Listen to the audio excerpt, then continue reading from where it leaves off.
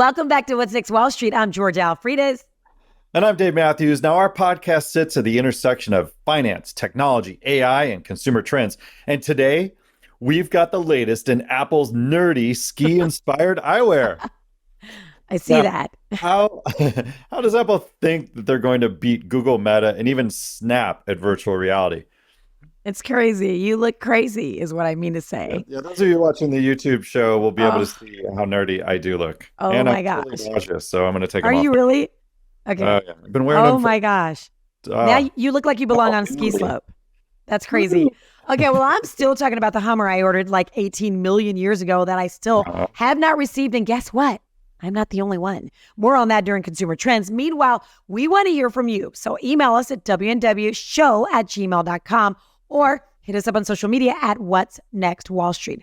Plus, you can watch our pretty little faces and see all the fun on our YouTube channel at WNW Show. Hit that subscribe button and turn on notifications so you stay ahead of the game. Let's get into the stock minute, Dave.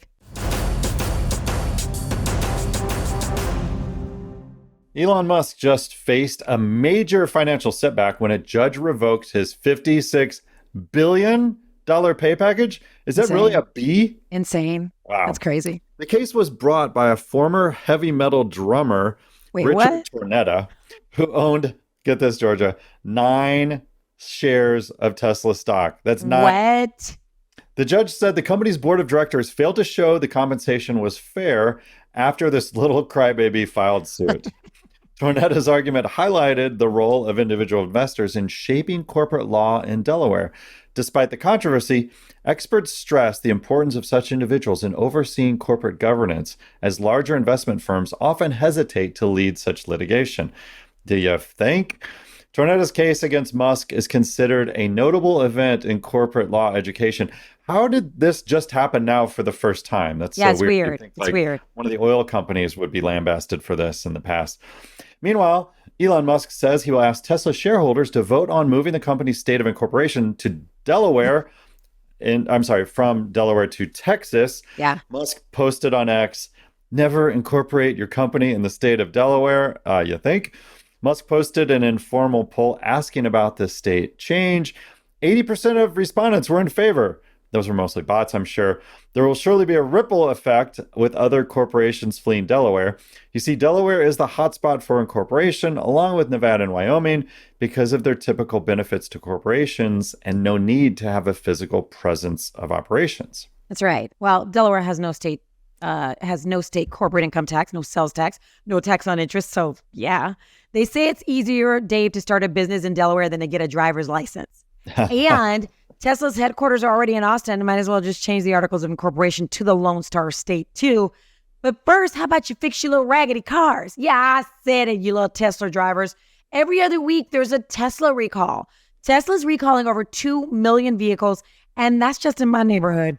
Apparently, the warning lights on the display panel are too small. Now, the National Highway Traffic Safety Administration found the issue during a routine audit, and the agency said the small font on its warning lights could increase crash risk by making it harder to read critical safety information. Tesla said it doesn't know of any injuries or crashes caused by this problem. At least Tesla drivers don't have to take their vehicles in, though, because it'll be fixed through an over-the-air software update. Now, I would actually love that part, not having to take my car in, transfer all my crap to a loaner. Then I'd have to hope my husband doesn't hit a curb coming from a long day of golf in said loaner, causing us to get the worst loaners on the lot for the life of the vehicle. But I'm not talking about anybody in particular. Specific. Very specific. That's weird. Hey, actually, I would not do this software update, however. Why? Well, it's just a silly change of the font size on the screen inside the vehicle. It's not like it's changing your taillights to be brighter or something. So it's just a message to you. And look, are we really looking down to the infotainment system for warning messages? No, we're picking our next Spotify playlist on those screens. So It's not necessary. The other thing that's very important is this also includes software neutering the full self-drive that originally came out as a update, which was really a downgrade in December. So no thank you, NTSB. And by the way, the full self-drive on Teslas drives with the confidence of a 14-year-old. It's terrible. Wait. Hey, getting back to financial news. I'm It's got listening. a full Wait, self-power what? drive. It drives like a 14-year-old with 17 cups of coffee. Very generous. Uh, Getting back to financial news, everybody, the National Retail Federation says that it's shaping up to be a record year for spending this Valentine's Day. George, is yay! that even a holiday? Don't play. Do not play Oh, right. games. Oh, that's true. It's a Hallmark one. That's it. Customers plan to spend a total of $25.8 billion on this Valentine's Day. Is that even I better possible? get some of that. I better It's get on some of that in par presents. with, oh, geez. It's on par with last year's spending and the third highest in the survey's history. What? During a stagflation? Uh, oh, I know what it is. What? It's the 62% of consumers aged 25 to 34 who intend to celebrate this year more than any other age group. Consumers expect to spend $185 each on average. Okay. That's nearly $8 more than the average Valentine's Day spending over the last 5 years.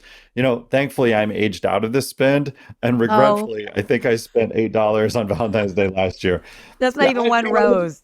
That's not even one I know. flower, Dave. Oh, you know what I hate? All the inflation. Like the restaurants, like, no, you can't order from our special menu. I'm sorry, Right, right. standard Our menu. regular You have to, menu. yeah, you have to do 125 per person price fix, 7 course meal. Like, who has time for that? I don't have time for that. Exactly. Exactly. Romance is over, and so is my love of Valentine's Day. Okay. Well, I was going to ask you what was the best Valentine's Day gift you ever got or the best one you've ever given? Like, what is it, Dave?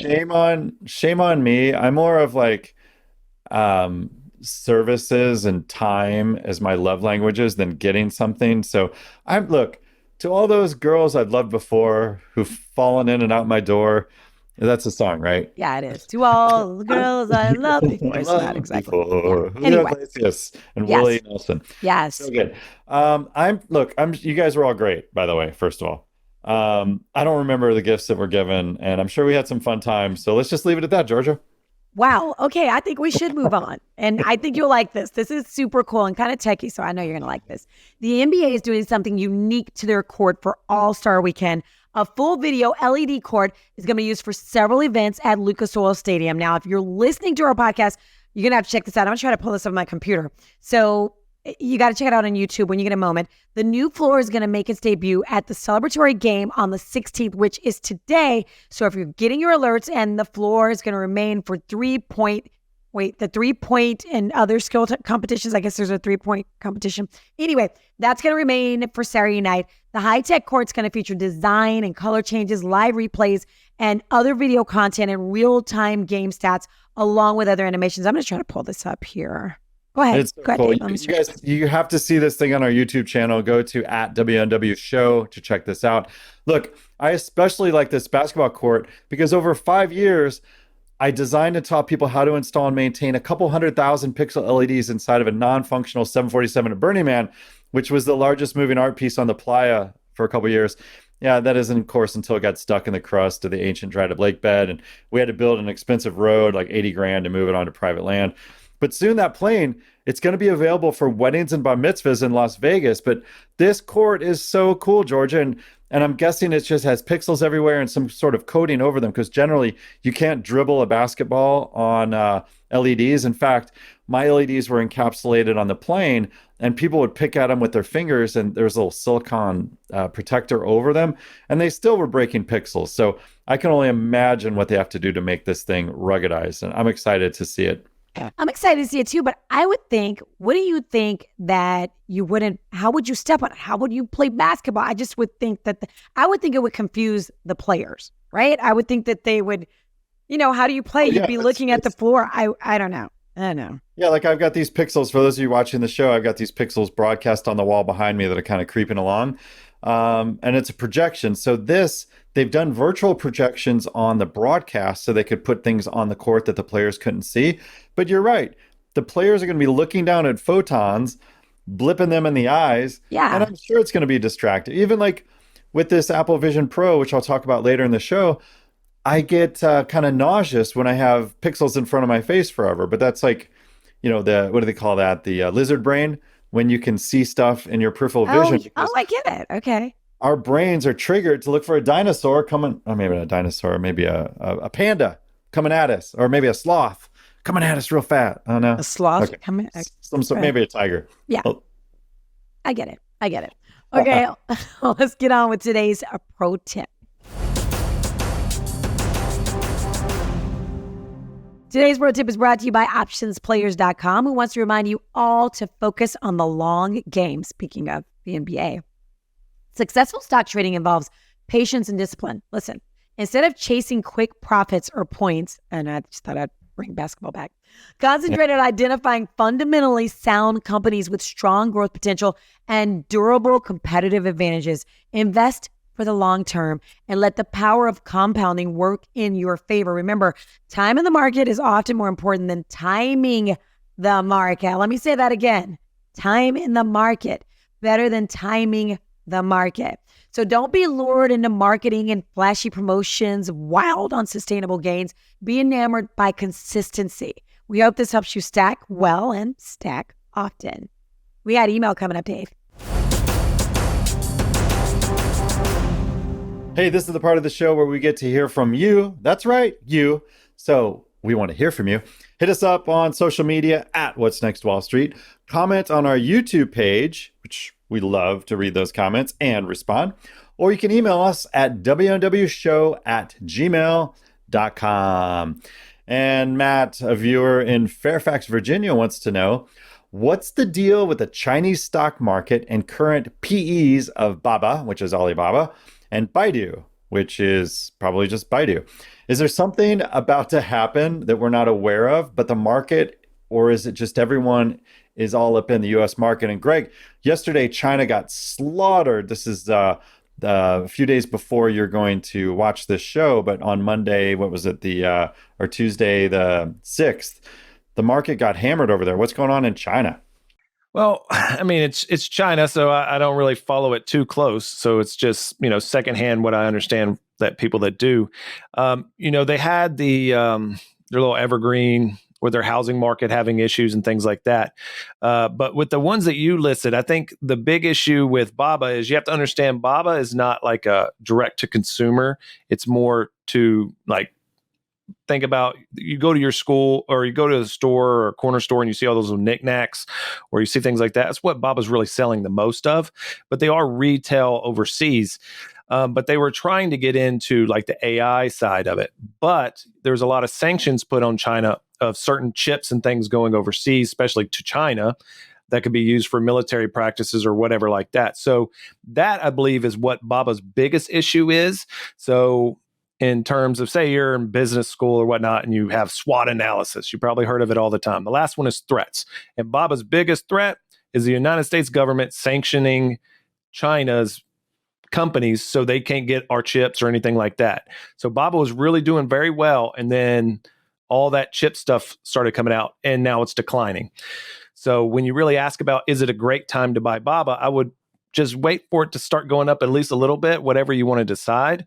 But using its PE, okay, maybe that's a good thing. They're probably around 10 right now. So that's a really good ratio. Normally when it probably sits well above 20, 30. But you evaluate it based upon cash flow, direct cash flow or something like that. Okay. Yeah, I think the big threat here is Temu in this regard. So, all right, let's go to the next question. Okay. So thanks, Greg. That's Greg Krause, by the way, lead instructor at optionsplayers.com. Dale in Jessup, Maryland wants to know, how high can gold go, and is gold and silver a more stable play than crypto here? All right. So what's more stable? Well, everything's more stable than crypto. Regardless if you think it's going up or down, it's not stable. I bet the San Andreas fault is more stable than cryptocurrency. Okay.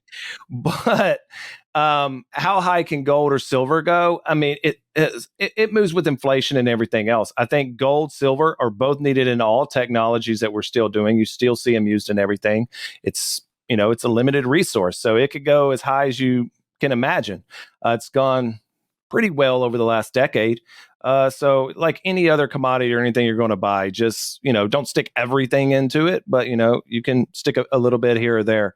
But I don't think having gold or anything's bad. If it's the end of times, would I rather have gold or some imaginary crypto? I'd probably want gold. But then we're not at the end of times. So, put a little bit here or there. I can't say it's that, but stability, yeah, way. You're not going to buy gold and lose 80% of your investment. In crypto, you might lose 80% of your investment. You just might. But then you might also make 5 million%. And in gold, you'll probably not ever reach that. But, it's gold and silver. Nothing has changed. It's a lot cooler to have gold and silver physical than, in a portfolio. But, are you going to, it's people want to get rich quick. So they go crypto over gold and stuff. Just mix it up a little bit. Okay. All right. Thanks, Greg. And by the way, gold under your bed. You can't stuff crypto under your bed. Well, I guess you could put a USB thumb drive with a crypto key. Yeah. Okay. So you can put both under your bed. All right, Greg, stick around because we have other questions for you possibly. So if you've got questions, we've got answers, or maybe Greg does, email him at greg@optionsplayers.com. When you're hiring for your small business, you want to find quality professionals that are right for the role. That's why you have to check out LinkedIn Jobs. LinkedIn Jobs has the tools to help you find the right professionals for your team faster and for free. LinkedIn Jobs is not just another job board. Oh no. LinkedIn makes it so easy to find quality candidates. And honestly, that's the most important aspect for me. LinkedIn has this vast network of more than 1 billion professionals, which makes it the best place to hire. It gives you access to professionals you can't find anywhere else. But don't take our word for it. Well, okay, please take our word for it, because we know from personal experience. But did you know that 2.5 million small businesses use LinkedIn for hiring, and 86% of small businesses get qualified candidates within 24 hours? That is so clutch, especially when you're in a clutch. And LinkedIn is constantly finding ways to make the process easier. They literally just launched this new feature that helps you write job descriptions, making the process even easier and quicker. Post your job for free at linkedin.com/WNWS. That's linkedin.com/WNWS to post your job for free. Terms and conditions apply.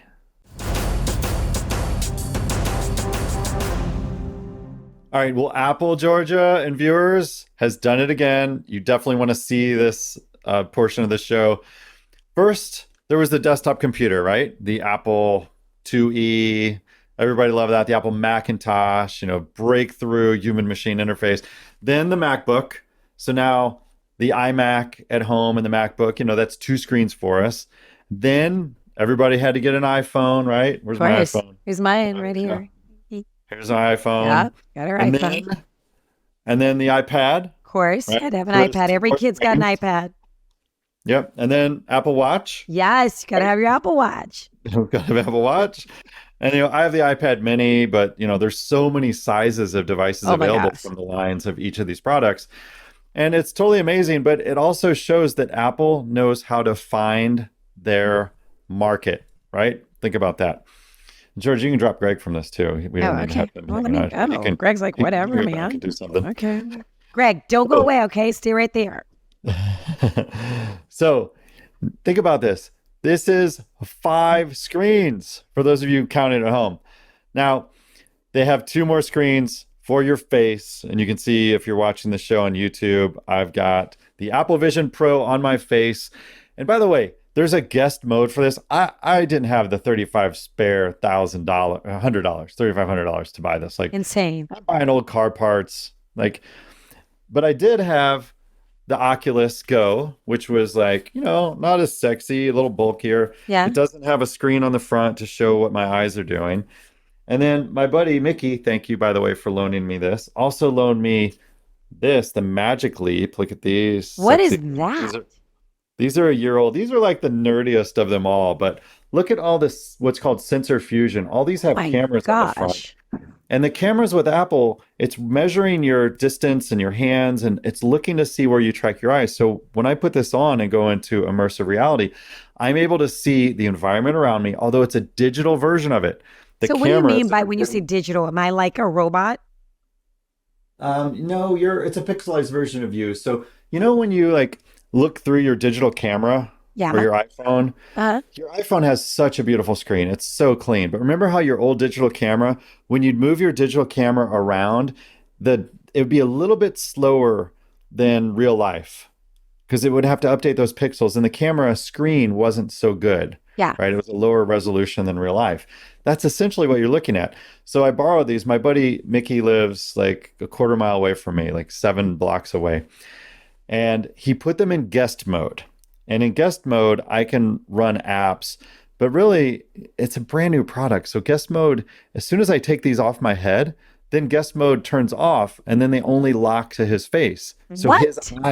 his retina unlocks these.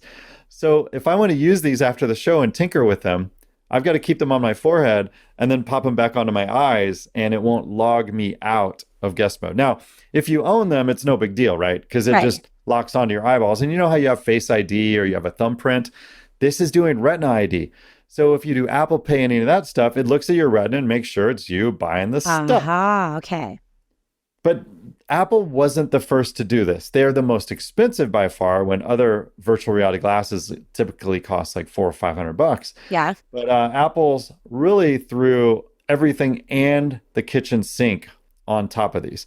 Now they've taken a page from Oculus Playbook, which is now owned by Meta, and their take on augmented reality, which they call spatial computing. See, it's the Apple way, right? It's much fancier. For sure. The pair of screens does have incredible resolution.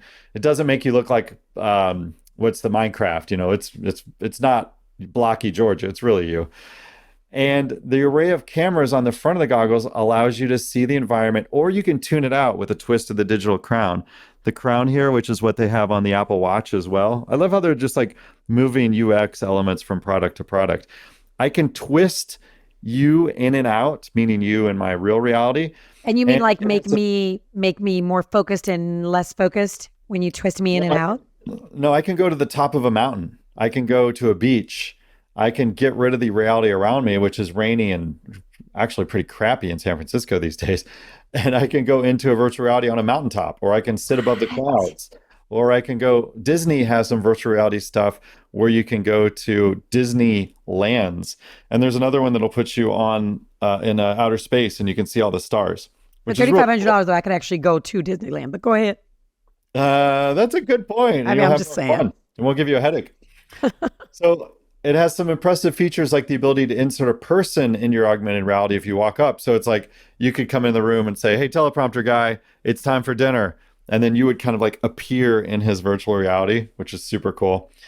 So currently, this is very weird to me, Dave. I'm sorry. It's very computery, robot-y, AI-y. It's too much for me, and you're freaking me out a little bit. But look what they did with the AirPods, right? Yeah. You can't even like if you look at me with these on right now, I'm using them as monitors for our show. But really, you walk with people, you know, look at them in the subways or walking on the street. If they have these things in, it's not a big deal, right? Yeah. Think about what Bluetooth headsets were. Do you remember the nickname everybody called people wearing Bluetooth headsets back in the day when Motorola made them and they had the little bar going down? Yes. What was the nickname? I don't know. It was called Bluetool. Oh my! Okay, I never heard that. That's mean, but yeah. Yeah, but you Bluetool. I get it. That guy's such a tool. So Bluetool instead of Bluetooth, and then Apple made Bluetool, like that phrase, go away. So you know, I've been jamming these things. What do you think? Do I look cool to have ski goggles on my face? I mean, ski goggles are cool, but I think they're gonna have to. I mean, I don't know. They need to be smaller. I can't do it. Number one, I can tell they're so tight on your head. I would have a headache by now. Oh yeah. Well, also I'm trying to keep it from like going out of guest mode, because I'd have to walk 8 blocks back to my buddy's house and then have him log back in again. And then guest mode, you know, it really limits. They don't have it set up for multi-user yet because it's brand new software. It's first gen. So, and also I'm sure that you if it was for other users, then somebody could maybe get a hold of your Apple card or whatever, your credit card. Yeah, that's a good point. Yeah, and that's why they're doing the retina locking on these too. But think about it. Apple, I talked about all those screens that they've sold us, right? The idea with these is you only have the screens on your face, and then you can put iMessages over here. You can put Apple Music over here. And literally, as you look around the room, you can have all your favorite apps placed or pegged into your virtual reality. Why do I want it, Dave? Why do I want that? Why? Like what? Good. I don't understand. Why can't I just have that in my room? I got my little pad. By the way, guys, we are, if you're listening to the show, we are Well, I don't know where the hell Dave is. He's in some augmented reality, but I am in my home office. Always. So we're not in studio, but I got everything I need right here. Guess what? I can put my Apple Music on and my speakers in my house. I can have my phone right here. I've got my desktop. I've got my iPad. I've got my computer. Why do I need all that? I don't That's a get good it. point. There are speakers. You see these little black holes inside. There Wow. are speakers on either side. And Wow. when I walked into my house, I put it on my Wi-Fi and I started talking to that voice assistant robot and had some conversation, told to play news and what's the weather and all that stuff. So I think Apple and Meta are both fighting for the next frontier. Remember, Facebook changed their name to Meta because the metaverse and this idea of the metaverse being this world that you put glasses on and you go into this immersive space. And what Meta, it took them 4 versions, but when I first got these don't have any cameras on them, right? Yeah. And then you had Magic Leap, which made a huge splash years ago. And now you see all these cameras. And the idea there is not only it's a camera, but I can see my finger through this lens on the Magic Leap. So it's called mixed reality. So what Apple did is not only mixed reality about what you can see in your world, and you can blend it. You can turn the reality off and turn the spatial computing on. So really, it's a new way to think about things where Zuck was going with Meta around floating torsos, where nobody had legs and you could just float into a room and have a conversation. Remember, we were making fun of that stuff a couple years ago when he renamed the company. And now Apple's trying to say, like, we have the app ecosystem. Like, think about it. Think about all the apps you use on a day-to-day basis, right? You probably have apps for your kid's school. You've got Uber, you've got Messenger, you've got Facebook app, right? You've iMessage, right? And then you have Notes and Word, all these other apps as well. Now, there's an Air keyboard where you essentially use your eyes to look at letters, and the eye tracking in this is phenomenal. So Apple doesn't require what Magic Leap or Oculus did. They made you carry these little handheld pointers around, and you had to like essentially laser pointer in the augmented reality. Apple has these cameras on the bottom of the screen. See those right there, Georgia? Yeah, I do. Right, so those cameras, they're looking for Minority Report style movements where I bring my hands out, I can pinch, I can click, I can drag a frame out, or I can push an app out. And all that stuff on these other handheld devices, you've got to like drag on surfaces. So the technology they put together in this thing is phenomenal. And that's why it's $3,500. Like, if you want to play with this stuff, by the way, you can pick up an Oculus Go for under $100 on eBay or on Craigslist. And, in fact, right before Apple launched these, I'm not going to spend the $3,500. So I got out my Oculus Go. I updated the firmware on it. I logged in again, and I was watching YouTube videos, and I'm not really a gamer, so I wasn't playing games, but I was kind of tinkering around with it. And what I didn't like is if you're standing upright, the weight of these glasses fits on your cheeks. And this is Apple's band that has it's like a pretty broad band. Okay, They make another band that goes over the top of your head, which is more like what Oculus's band does. See, they've got, it looks like a thong, thong, thong, thong. So, but laying back in bed and looking at a virtual with reality your thong. Sorry, same thing. Yeah, so I was watching videos, and you can like pull the video up next to you, so you have to look like you're playing tennis or watching a tennis match where you have to move your eyes back and forth, or you can push the video out far. It's super cool. But with Apple stuff, when I left my friend's house, I had a YouTube of our show playing, and it was behind me when I walked towards my house, and I kept looking back behind me, and I could see our little YouTube frame getting smaller and smaller in a digital perspective. And I bet if I put these on and I look back that direction again, I'll see like a tiny speck of us. But once I got to the house, I got on the Wi-Fi and touched the digital crown here. And like on your iPhone, the home screen just pops up and there's all your icons. And when you look at each icon with your eyes, you can see the icons highlight and they kind of expand in 3D. So the technology is amazing. I did get a little nauseous. It is kind of heavy if you're wearing the single band strap at the rear. But is it worth? Would you spend $35? Who's spending $3,500? Just like Apple junkies. Like, who's spending $3,500 on this? Is it worth it? Well, Well, if you watch all the YouTube videos and social media videos, you see guys, walking down the street trying to do this. And the battery pack is pretty big. And actually, Belkin makes a case with a belt clip for the battery. And even Magic Leap, their battery is pretty big as well. They're already making batteries for this. Well, Apple requires you to have a battery, but Belkin makes a clip, so you don't have to carry the battery in your pocket. You can clip it on your belt. So look, the accessory market, Apple's the best thing to accessory manufacturers to make all this stuff. But would you buy it? Did you buy the first generation iPad? I covered that for an old network called G4 TV. And the first iPad, no websites would work because back in the day, most websites were Flash video. And when's the last time you heard Flash? Steve Jobs killed it. And they went to apps, and the apps for the iPhone worked on the iPad, but you put them in 2x mode, and it just expanded them and made them more pixely, like you were looking at, like a crayon version of your app. Yeah. But it took a couple versions of the iPad, and it took a couple versions of the Apple Watch to make it so cool. So now we're almost on the 10th iteration of the watch, and we're on like the 12th iteration of the iPad, and they're both great products. So there's no doubt this product will be great. And I think short of the nauseousness, but that's just due to the frame rate for our lizard brain on looking at peripheral vision. If you're just standing or sitting or in one place using the technology, it's very cool.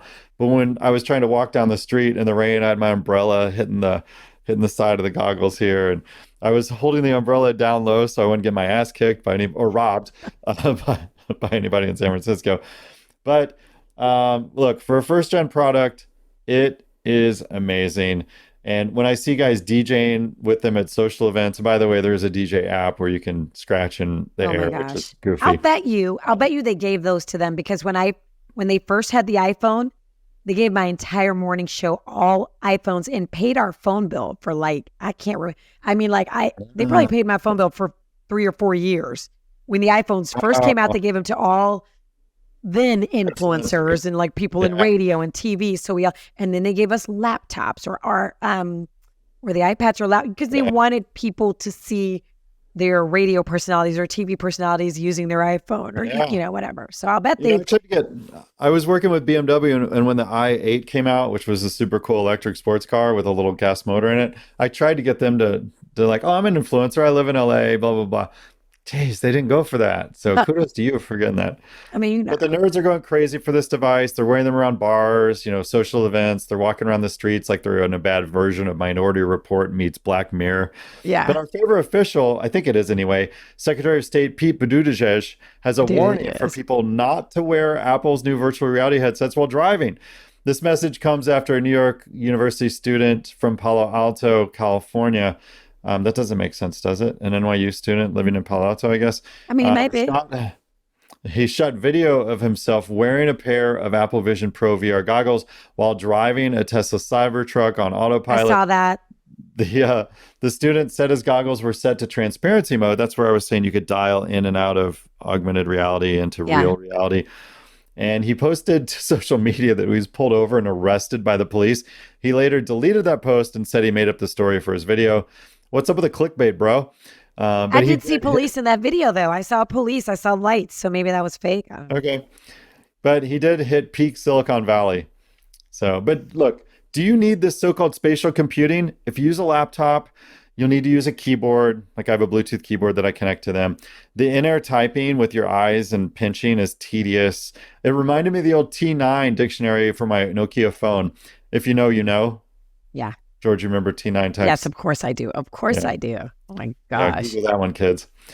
You can, though, connect your device to your MacBook and then have an amazing screen in front of you, but that's only for one app right now. Now, remember, if you're using the apps in the device, you could put like 10 apps all around you, which was super cool. I had YouTube, I had music, I had some like dinosaur thing and some other augmented reality stuff hanging around the room.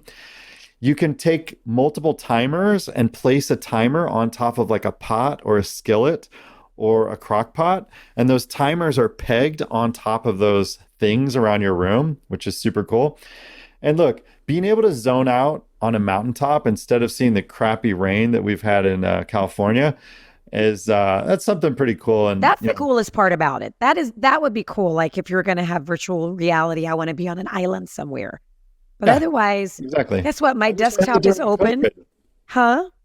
I wish I had that during COVID. You just had to look at your same four walls at COVID. Yeah, for sure. But I mean, all the other stuff, Dave, I've got like 18,000 apps open right here on my desktop. So I don't know. I don't know. Exactly. So to your question, is it worth $3,500? Look, your laptop started that price, right? Not mine.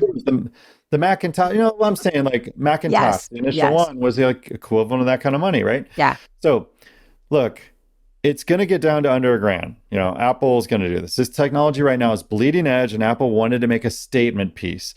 Now, are the Air Max headphones worth $550? That's $550, $100, right? Probably not. But they sound good and they insulate that noise from around you. The Vision Pro insulates you from the friends around you, though, which is why I wish all these companies would have released these products during the COVID era when we're all sick and tired of being in the same house with each other and wanted a damn to escape, even if it was digital. Yeah. So personally, I'm going to wait for the second gen, which will be cheaper, faster, lighter. But if you want to head to the Apple Store, they have them set up for you to test drive the device and see how you like this new world of digital immersion. Wow. Okay, Dave.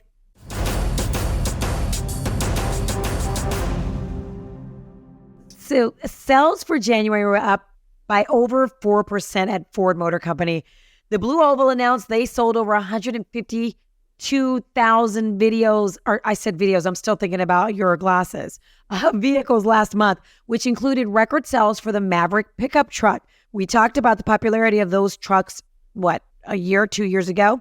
So the company sold over 12,000 Mavericks, and more than 6,000 of those were hybrid, okay? So Ford sold over 80,000 trucks and vans for January, while sales at Lincoln jumped by over 20%. How about those EVs, though? As the great Kenny Rogers once said, you got to know when to hold them. When to hold them. And Ford went all in on EVs, and now it's time to fold them. See how I did that? Ford consumers seem to want hybrids over EVs, so Ford is delaying billions in EV spending. Now, Ford's CEO said the company's going to develop vehicles that will compete with lower cost EVs from Tesla and Chinese automakers. Ford lost $4.7 billion last year on their current EV lineup and projects a loss of $5.5 billion this year. So Ford is reducing overall EV investment by $12 billion and increasing the manufacturing of gas-powered vehicles, which generate profits needed to fund growth. Meanwhile, Dave, GM said they were going to build 400,000 EVs by mid-2024. Not happening. Now it seems they're abandoning these production targets and focusing on building to customer demand, which makes sense to me. So personally, I bought an SUV last month, but only because by the time GM finally delivers my electric Hummer, all my kids are going to be grown and I'll be buying a Roadster by then, okay?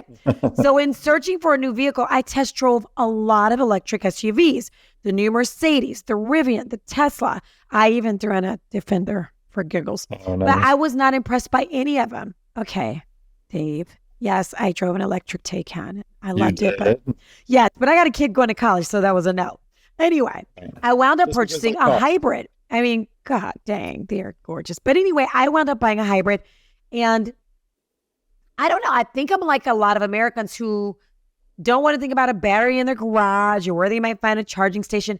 Dave, I want to go on a road trip through backcountry roads, and I just don't think the infrastructure is there yet. So I don't know. Greg, let me pull you back up again. I want to know what you think about this. Number one, Ford sales are up, even with the news of them somewhat abandoning this big EV production. Same for GM. So what I want to know is what this means for people who are heavy into EV stocks. And Dave, I know, did you buy a Tesla, Dave, or did you? A year ago, I bought a Tesla that needed work. I fixed it up, and then I sold it in the summer. But did you like it? Did you like? You know what? Mine was a dual motor, so it was long range. I could drive it between Dallas and Houston. I had to stop at one charging station, which by the time I plugged it in, the Tesla superchargers are very fast, and Tesla has opened up that network to other companies like Ford, and you can buy little adapters to charge other vehicles on the Tesla network, which is a mandate because all the other charging networks were always down. I had another adapter that let me take like some of the charging stations at malls and at movie theaters and charge my Tesla with those different formats, if you will.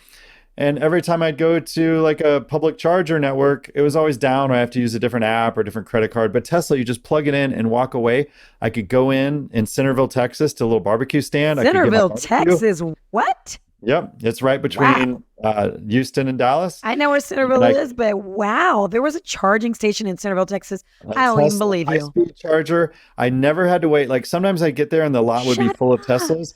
And then as soon as I'd pull back to a stall and wait, maybe a minute or two later, someone would pull out. I'd just back in, plug my Tesla in. I'd then go get a barbecue sandwich and come out, and the car would be charged enough to make my way from Centerville to Dallas and vice versa, right? Yeah. I had to stop at that one place going. That's a halfway spot, which is like a 4-hour drive. So that's our 4 to 5. So yeah. Okay. So Greg, what do you think? I think Dave's right there. It's the infrastructure has gotten better, especially in places where people drive. So it's going to get better. Tesla's always led the way, and it's probably a little bit of political side on, you had one like pushing EVs for Ford and everyone else, and not really so on that on Tesla. But that's tax stuff too. Tesla sold so many, there weren't many incentives anyways for that. But Tesla just makes cool stuff. When you want to talk EV, Tesla is Apple of EVs. I don't want a Maverick. A Maverick looks like an ugly Ford Ranger. You took a Ford Ranger and then it's ugly. I don't want it. Now, I understand like the Tesla truck, it looks different.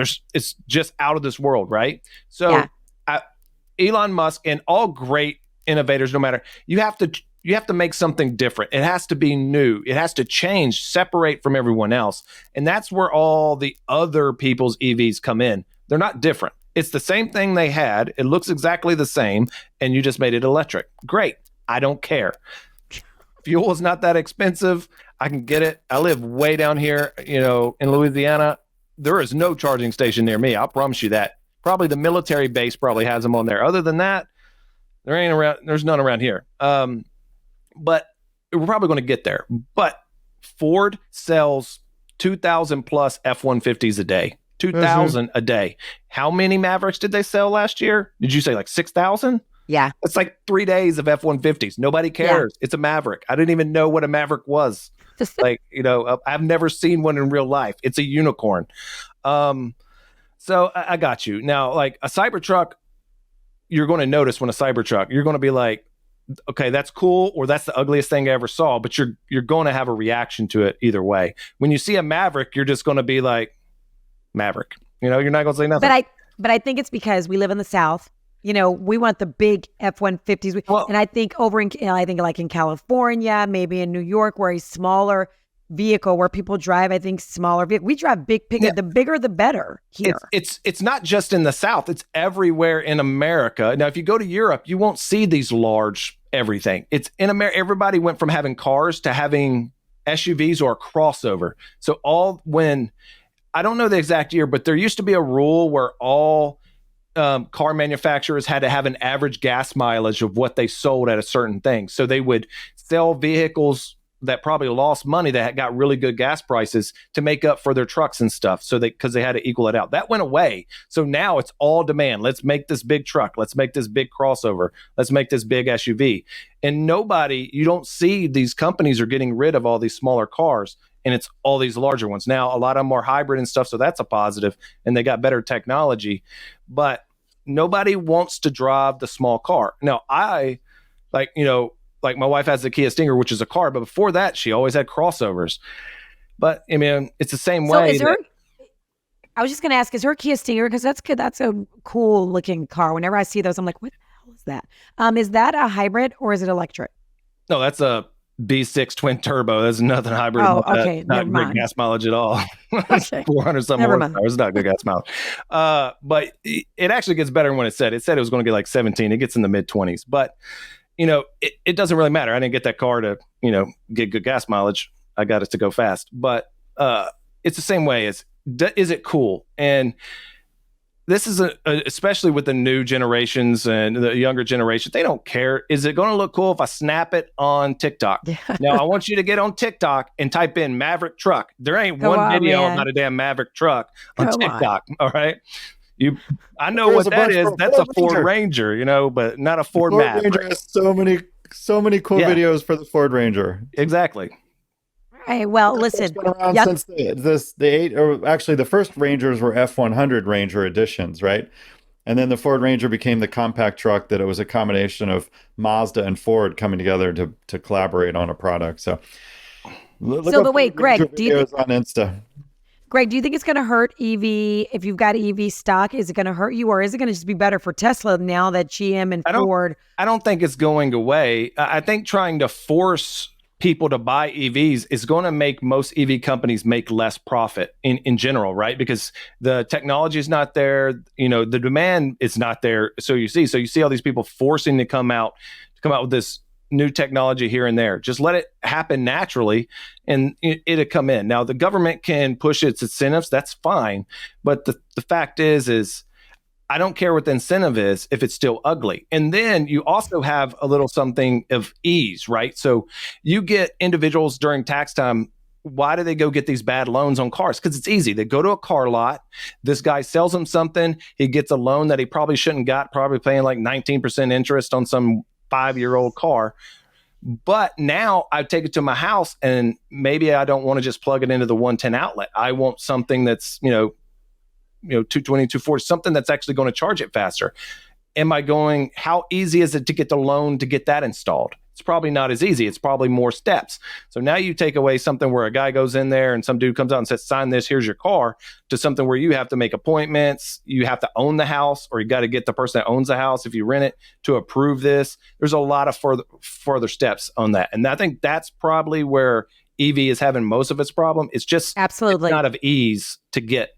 So if you bought a car and it came with all this free stuff and the owner had to let you install this, probably would be easier, but that's not the case. So I agree with you because I thought lithium stocks are going way down too, right? Lithium was the hottest mineral going, 6 months ago?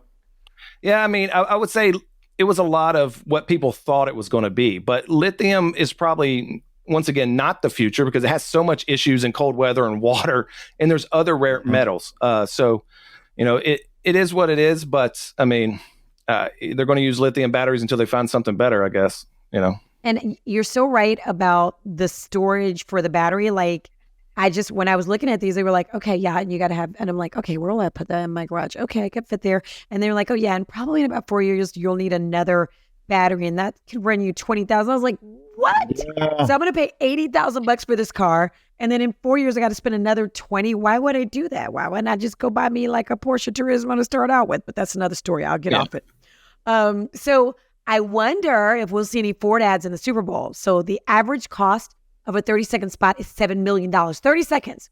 So last year's Super Bowl was the most watched telecast in U.S. history, with more than 115 million people watching, but with Usher performing and the Swifties like Dave tuning in to see their girl, this year's Super Bowl viewership will certainly surpass last year's. So I got to ask you guys, it's got nothing to do with stock or finances or tech. Who are you taking in the Super Bowl? Who are you taking, Dave? 49ers. I'm representing San Francisco now, so got to go for the Niners. All right, who you got? Who you got, Greg? I think the 49ers are the better team, but I'm going to go Chiefs. I'm going Chiefs because I like Travis Kelce and Taylor Swift. They're so cute. All right. And their colors. I like the red one. A lot of the footballers are like, well, we like that we're getting more attention now, but one of the ballers said they had the camera on Taylor Swift more than the players. Did you see that? I was like, yeah, but you can't even see the players. You've got on a uniform. Put it on Taylor. We want to see her. That way we don't have to watch TMZ. Did you see oversized? She had a jersey that was oversized into a coat. Yes, so, I love it. Yeah, it was pretty cute. All right. Yeah, she's bringing it. So remember, if you've got questions, even about Tay-Tay, who's going crazy, remember 2 weeks ago on our show, we talked about the jet tracker, the guy that wrote the software to see when his dad was coming home. Yes. Mark Cuban went after him. Elon Musk went after him. And now my girl Tay-Tay, my Jetsy bestie, she went after him as well. So we'll give a link to that show in this week's notes.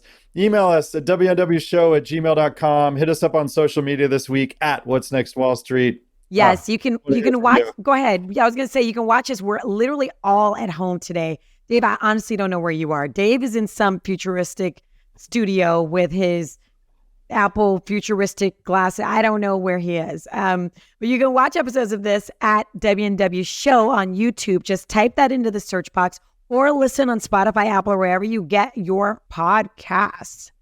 Make sure you subscribe to our show, hit the alert button so you get current trending info as soon as it drops. Thanks for joining us, Greg. Thanks, Dave Greg. Mathews. I'm George Alfredas, and we will see you next time. Next time, maybe we'll be at home again. Are you going to wear those glasses next time, Dave? I will. I have to. We'll talk about that in the next show. Okay.